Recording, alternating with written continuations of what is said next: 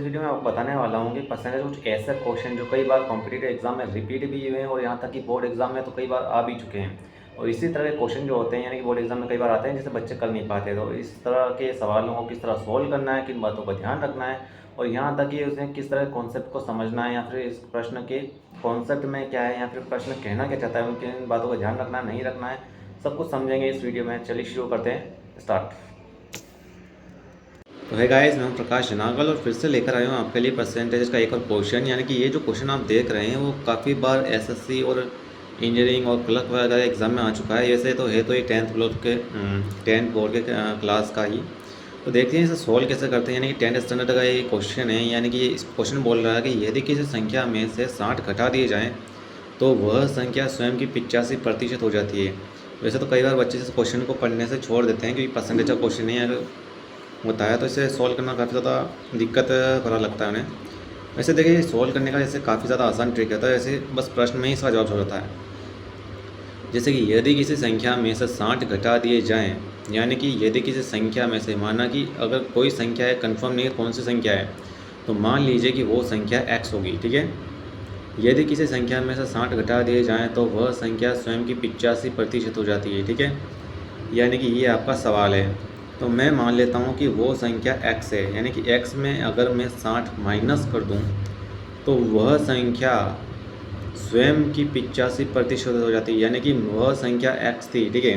तो x की यानी कि वह संख्या स्वयं की यानी कि x की ही 85% हो जाएगी, ये बोल रहा है।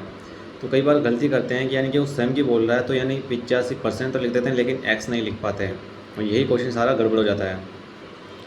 याद रहे, यानी कि यदि किसी संख्या में से 60 घटा दी जाए, माना कि वो संख्या x है और x में से मैं 60 माइनस कर दूँ तो वह संख्या यानी कि यहाँ पर लिखा वह संख्या स्वयं की यानी कि इसी x की 85% हो जाएगी, यानी कि 85%। और यहाँ पर हो जाता है x, यानी कि x की 85% हो जाएगी, याद रहे, ठीक है। ये गुणे में है तो इसे सोल्व करना है, बस वैसे ही आपको सोल्व करेंगे वैसे ही क्वेश्चन हो जाएगा। जैसे कि x माइनस 60 इक्वल टू, जैसे x में आगे लिख देता हूँ, x 85% था, यानी 85 इंटू 1/100, यानी परसेंटेज को हम कैसे लिखते हैं, 1/100 लिखते हैं।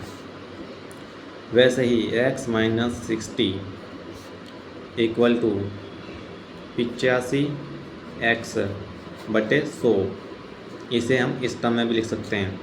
याद रहे, कंफ्यूज नहीं होना आपको, ये हमेशा जो गुणा होता है गुणे में ही होता है, ठीक है, कंफ्यूज ना हो। यानी कि x माइनस 60, अब मैं इस 100 को अगर इधर ले जाऊंगा तो ये क्या आ जाएगा, गुणे में आ जाएगा। यानी कि इसे मैं कर देता हूँ ब्रैकेट में 1, और ये जो 100 है हमारा मैं इधर लेके जाता हूँ, यानी कि ये हो जाएगा आपके गुणे में, ठीक है। और इक्वल टू 85x यहाँ रह जाएगा, ठीक है। अब होता है यानी कि ये 100 का हमें गुणा करना पड़ता है, यानी कि इसका अंदर गुणा करेंगे तो इसका हो जाएगा 100x माइनस 100 का इसमें गुणा करेंगे तो 100x, और 100 का 60 में गुणा करेंगे तो 100 का 6000 हो जाएगा, ठीक है। क्योंकि 100 का 0 में करेंगे तो 0 और 100 का 6 में करेंगे तो 600, यानी 6000 इसका आंसर हो, और यहाँ पर हो जाता 85x, ठीक है। यहाँ क्या हो जाएगा 85x। अब बस हमें सॉल्व करना है, ठीक है। अब देखिए यहाँ पर क्या है, माइनस 6000 है और इधर क्या है 100x है, तो यानी कि 100x। अब यहाँ पर प्लस 85x है, यहाँ पर प्लस है क्योंकि कोई माइनस चिन्ह नहीं है तो इसे प्लस माना जाता है। अब इधर प्लस है तो इधर लेके जाऊँ तो क्या हो जाएगा, यानी कि 85x माइनस का हो जाएगा, यानी 85 ये प्लस का है, इधर आ जाएंगे बराबर के, इधर आते हैं तो माइनस हो जाता है।